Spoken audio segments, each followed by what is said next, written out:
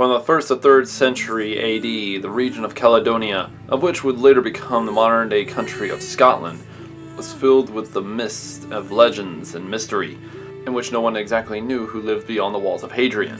To this day, the Roman accounts of the people that lived beyond the wall have left many warriors scared for their lives, and in such, the lands of the Caledonian warriors have been lost to time, in which our only accounts of these warriors come from that of the Romans, who would occasionally name them the Picts, meaning painted people. Some of the most famous accounts given to us by the Romans come from that of the Battle of Mons, Graupius, where in such the legions of Rome were outnumbered 10 to 1, led by a Caledonian chieftain by the name of Calgacus, who once said the following: "There are no tribes beyond us, nothing indeed but waves and rocks, and yet most terrible.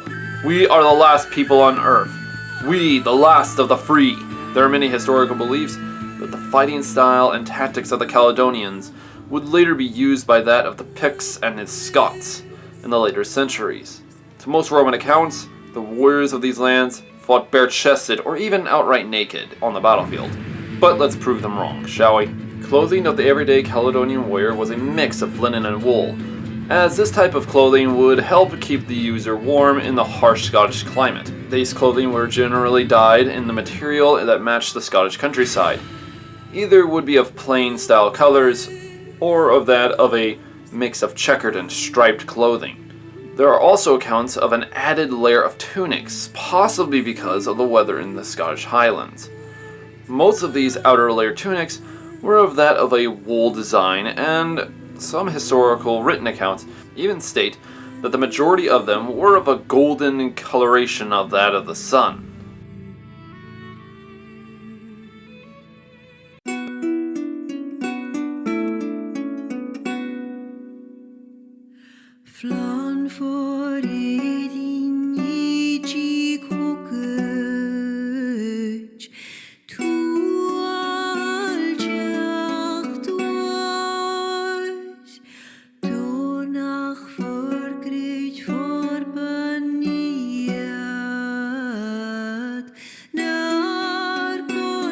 The footwear that was worn was typically used from the Bronze Age and all the way into the 19th century. At this time, the footwear would help keep the user's feet warm, as well would also be used to keep the foot dry, as especially in the said rainy seasons in the Scottish Highlands.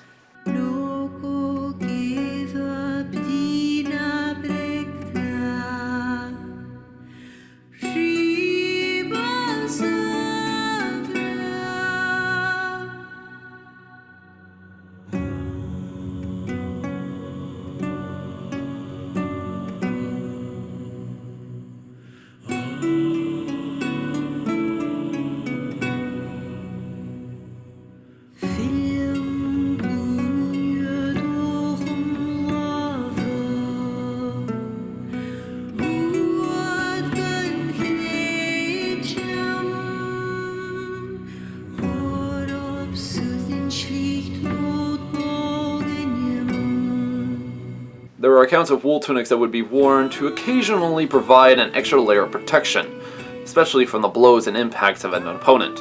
However, some warriors would not wear these type of tunics, as it was believed that this could make the warrior slower on the field of battle, since it was of a densely wool fiber designed tunic.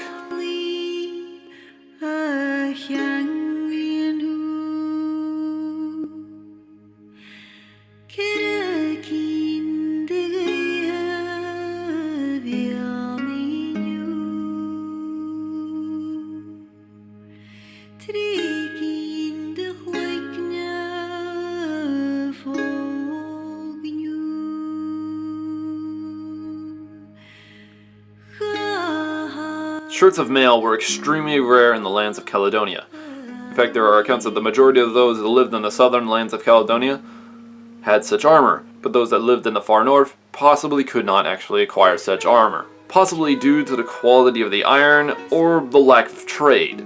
Honestly, it is unknown.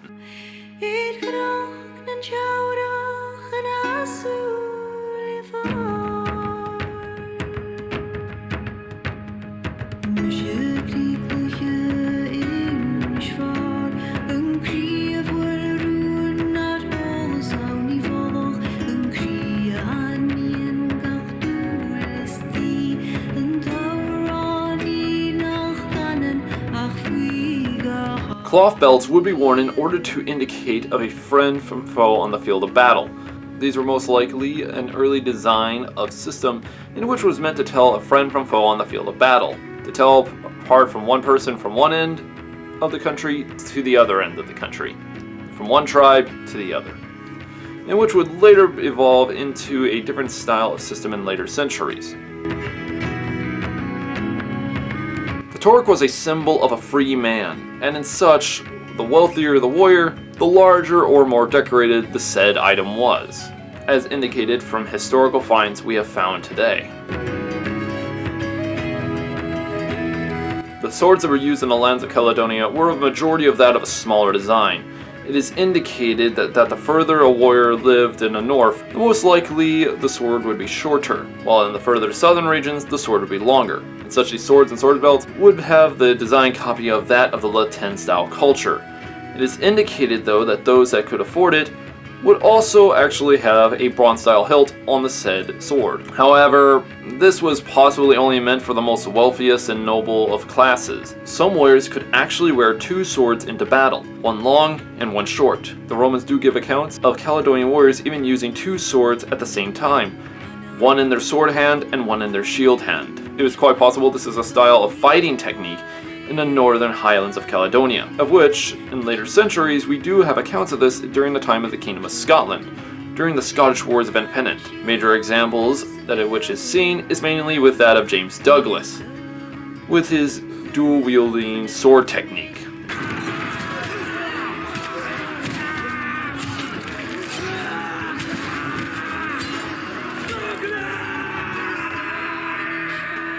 The common helmet that was used in the lands of Caledonia was the Culus Britannic helmet. These helmets were actually of a very commonly seen helmet throughout the lands of the British Isles, that in which can be found throughout the British Isles, such as in Scotland, Ireland, Wales, and England, and were generally made of bronze. However, if one could afford it, it would be made of iron as well. Some of these were also well decorated, depending on the wealth of the user.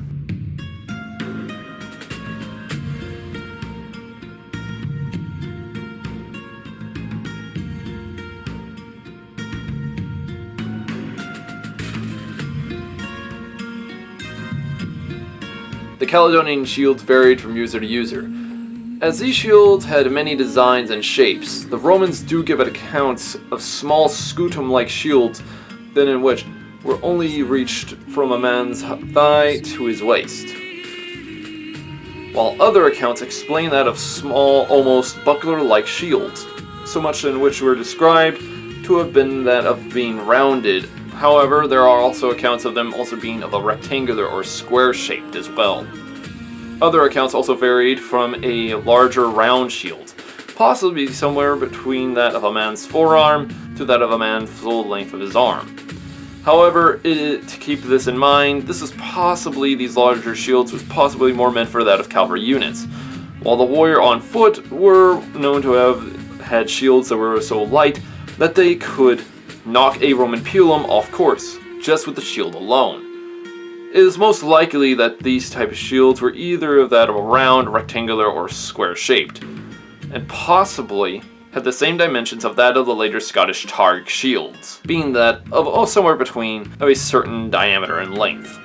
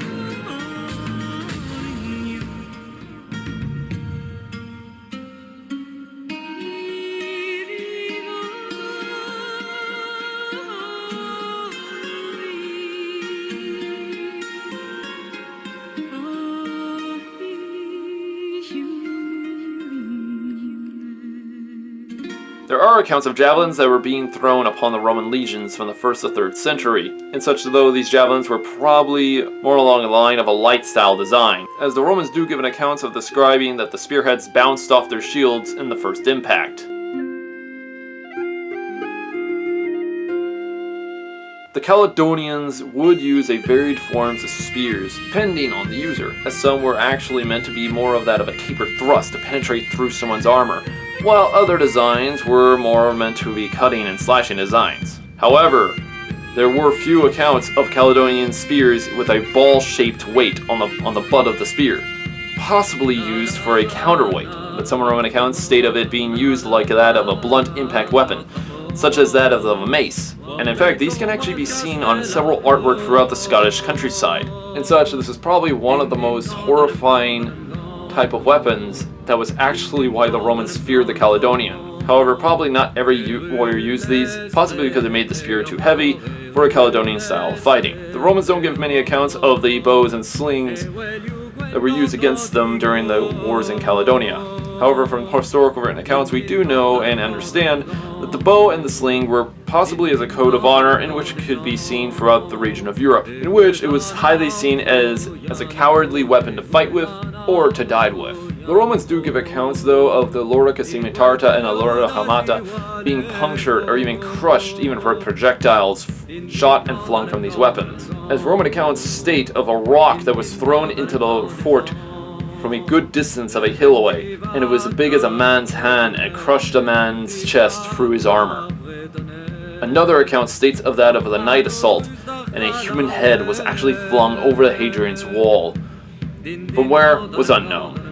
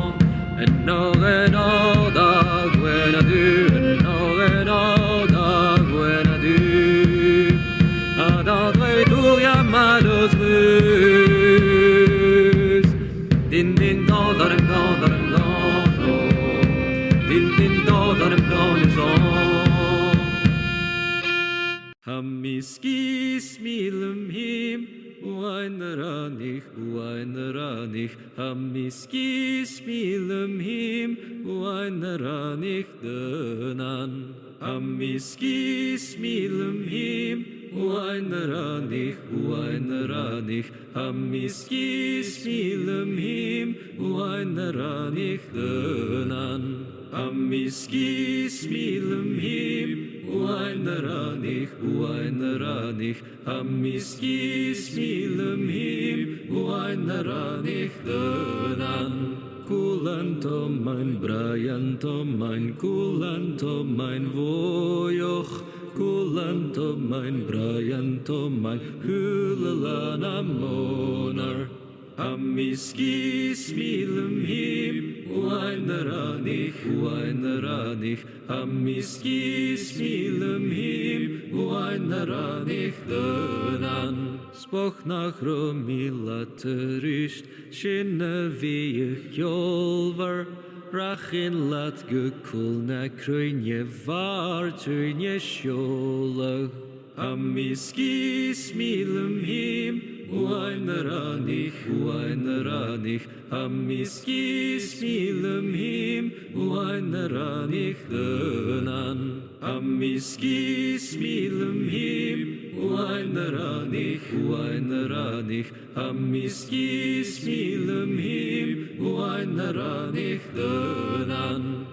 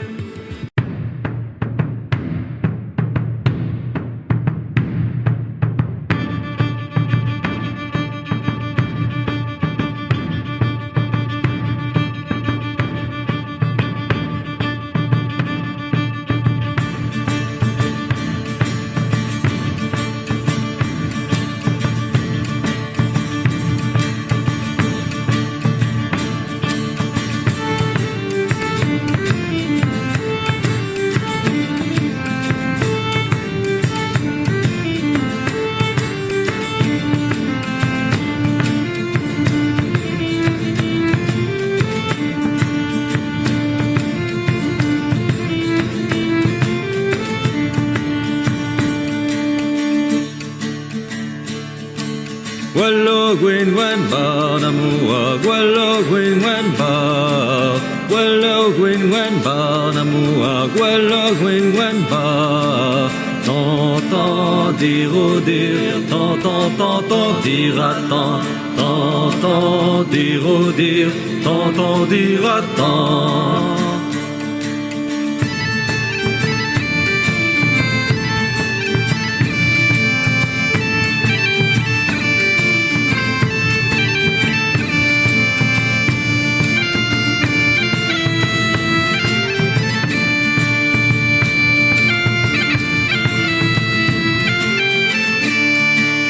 Gwello gwyn a luf on a guf, gwello gwyn a luf.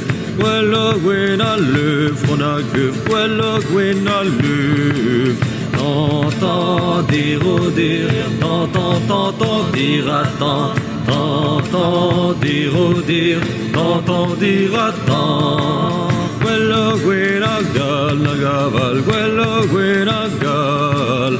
Gwello gwyn a gal na gaval, gwello gwyn a gal.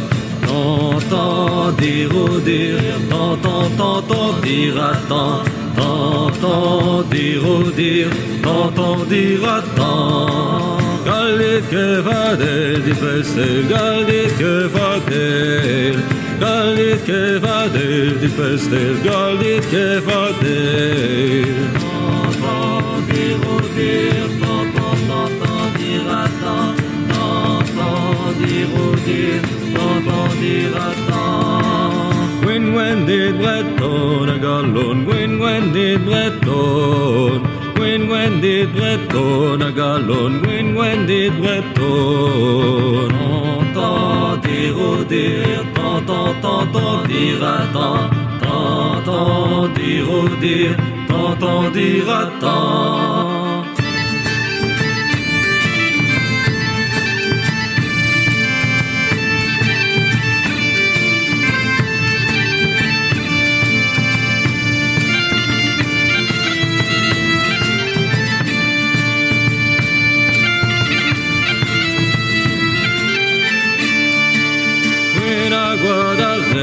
Gwyn a gwad red, gwyn a gwad red and gefred, gwyn a gwad red.